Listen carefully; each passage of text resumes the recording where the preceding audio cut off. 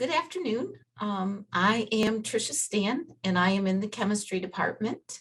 And so I was asked to share with you a little bit about the mentoring that I do with women in the chemistry department. When I first started, there were not as many women in the chemistry department as there are now.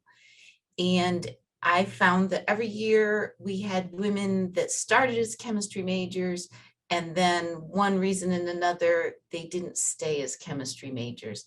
And this kind of concerned me, and I liked having them in the department because being the only woman faculty in the department, it was nice to have other women in the major. And so in talking with them, I found out that a lot of them said, oh, I was the only one, that they felt like they were the only one. In particular, there were two young ladies that were in our college chemistry class one year, and they said to me, well, there's no one else in there, and it's because it's a big class and they just hadn't found each other yet. And so I thought there's got to be a way to get them together, as well as for me to get to know the ladies better.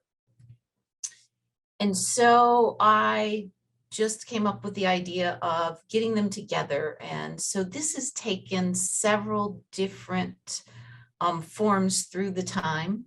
I first started out with on lab days. Every once in a while, I would say, okay, we're going to have brunch, and I would bring in food and we would get together because the labs at that time, we were in the old building, everybody was in the same place, and we would just get together and have brunch. And so that worked great for a while.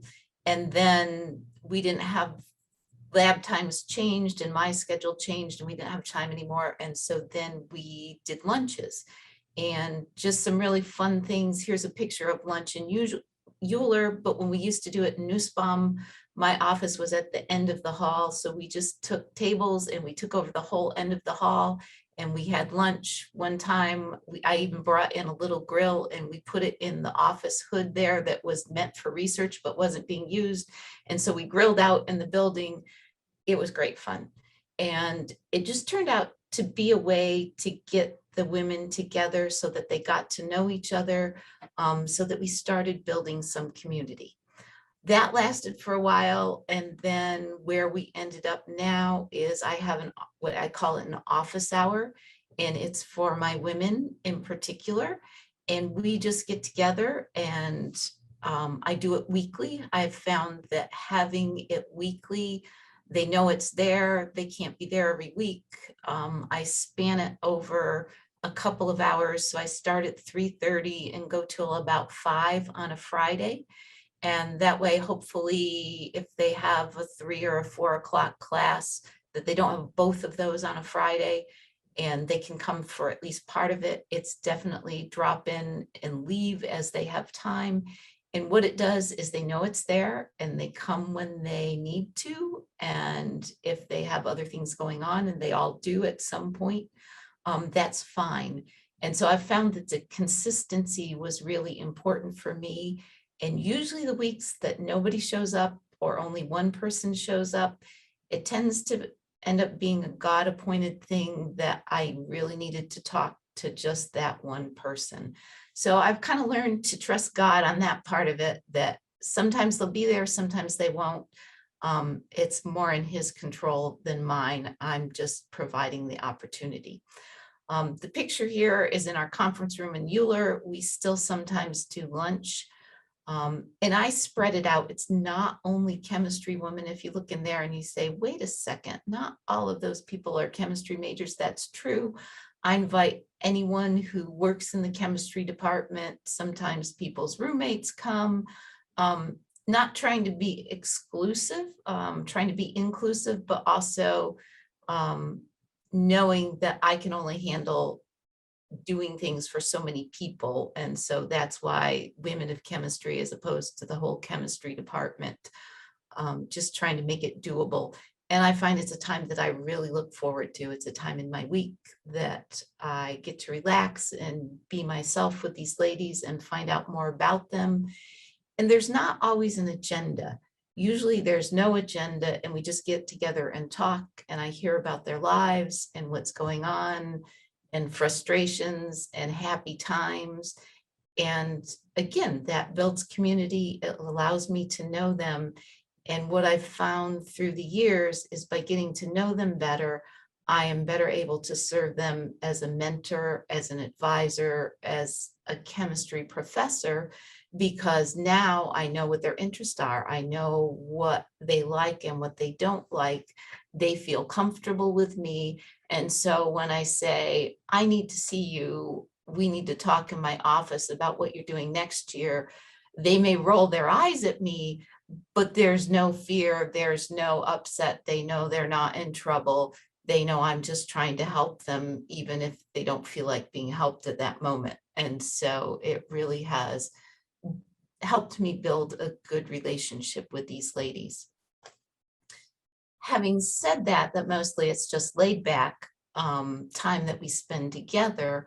Out of that have come several fun things. So the picture here is some of my ladies again, and I'll turn on my pointer here. And this one is Emily, and Emily was at IUPUI in Indianapolis Tech. Yeah, it's IUPUI in Indianapolis. Anyway, she was there at graduate school, and the other ladies were still undergraduates. So we went down one Saturday and she gave us a tour of her lab and a tour of the area. And we walked down to the riverfront and we had lunch.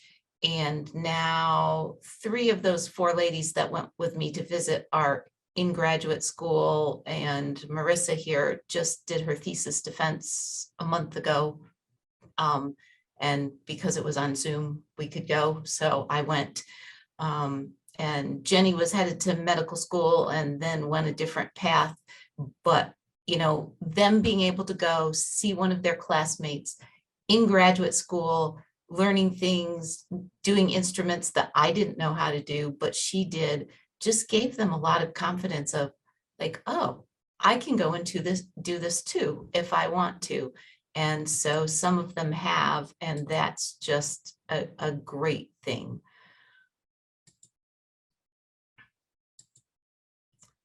Some of the other things that have happened, kind of side effects that I really had nothing to do with. This is at the Children's Museum in Indianapolis. And the ladies went down there. Well, actually the ACS club went down there and we're running a hands-on science day. And you can see they have the table set up and students and families coming by to do that. And if you look, almost all of those are ladies. And that is because they feel connected to the department. And they're like, yeah, of course we want to go down there and work with the kids and be a part of this. And so that's what they did. And so it has also populated things in our department because these ladies have such strong relationships and feel a part of the department. As they start to feel a part of the department, then they participate in more things and it helps motivate them. They see themselves as chemists. So some other things have happened along the way. We have a young lady that was very interested in coffee. And this came about, another Taylor parent set me up with a contact in Chicago. And we went up there with my women of chemistry and went and visited a company that does flavorings. And then we went over in the afternoon. They were related to that flavorings company, Kraft, used that flavorings company. So we went over and we toured Kraft. And at Kraft was this chemist who said, oh yeah, Kraft gives us 2 weeks off a year that we can go and do service things. And so I chose to go, I think it was some country in Africa, and help them learn how to roast their beans better so that they could get a better price for their coffee. And so he was helping these people learn more about the coffee trade. They were already growing the coffee.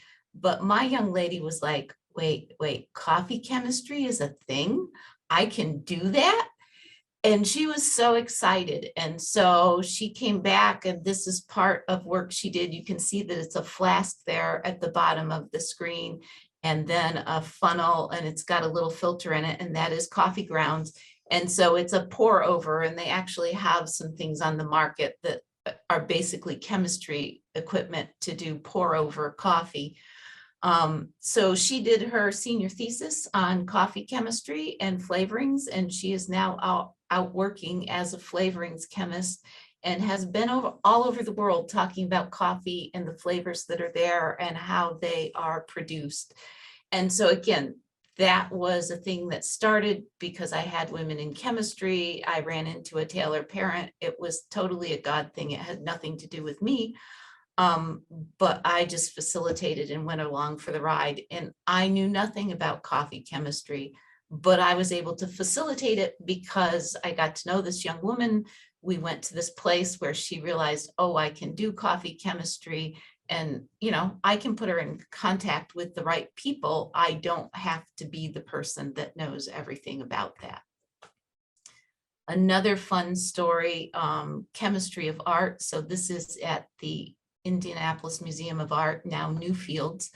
And I was down there for a chemistry thing, and there's actually a chemist that started a lab at the art museum and does all kinds of work with authenticating, with curating the exhibits, with making sure they have the amount of light that's going to preserve the artwork for as long as possible.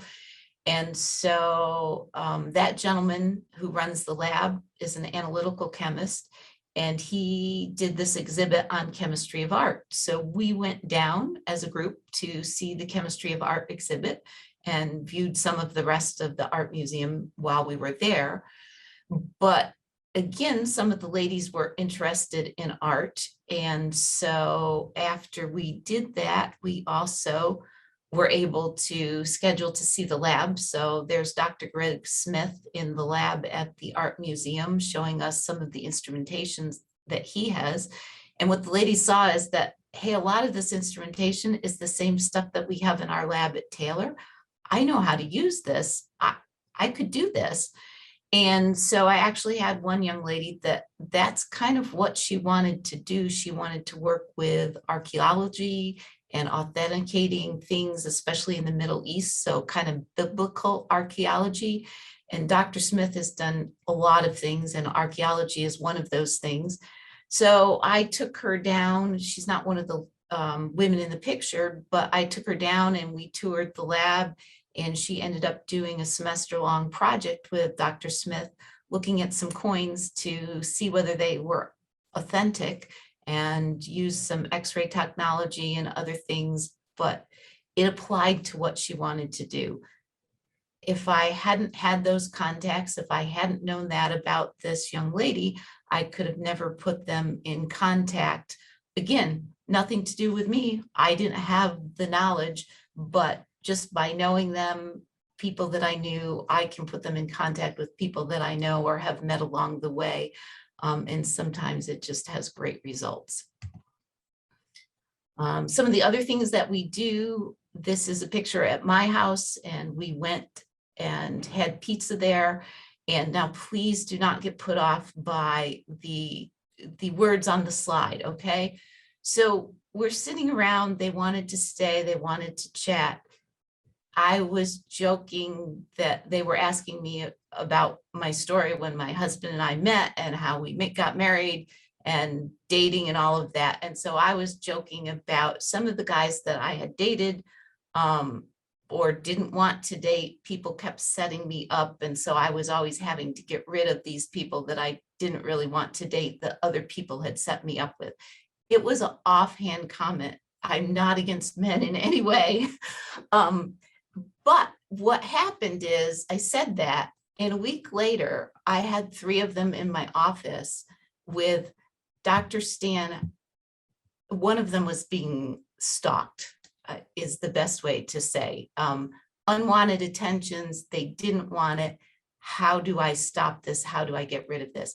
If I hadn't made that silly offhand comment at my house, they never would have ended up in my office with that question. And I, of course, had, I didn't have the ability to deal with that. I put them right in contact with Jeff Wallace, who does have the ability to deal with those kind of situations. And the situation stopped. But again, that was facilitated because I had built relationship because we were at my house making make your own pizzas, and I said some silly comment because of what we were doing at that time. So again, another God thing, not a me thing, but it happened because we took the time to get together. So I'm just amazed at the things that God does when we spend time together and get to know each other. This just lists, again, some of my ladies, but some of the things that have happened. My husband is the women's soccer coach. One of his players runs a finance class. She let us use the materials. So I did a finance class with 8 or 10 of the ladies for 6 weeks, 2 springs ago. We did the Chicago trip because of a contact I had with a soccer parent, but a Taylor parent. My ladies, a lot of them have all kinds of plants because I have plants in my office. They like plants. I started plants. I gave them away. We talk plants all the time. The cookout in the hood, I told you about that. Sometimes the men do get jealous. And so every once in a while, there'll be a men of chemistry started by some of my colleagues. And that's great. I am not against that. I am pleased that we're building these more relationships. So even if it's only jealousy, it's a good thing. So some thoughts as far as doing this, and some of these I've kind of mentioned. The consistency of doing it every week I have found is very helpful.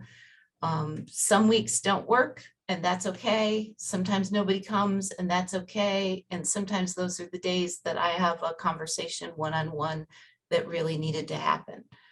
Always food is a good thing. So in my office hour, I have a drawer in my file cabinets that's full of tea and popcorn and cocoa and whatever. And lots of times I'll bake a snack and bring it. And I send them an email reminder, which this is a good reminder to me.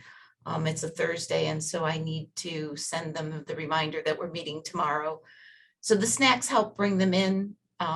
It helps with building relationships at other times because they already know me. They're willing to pop in to my office, tell me what's going on in their lives.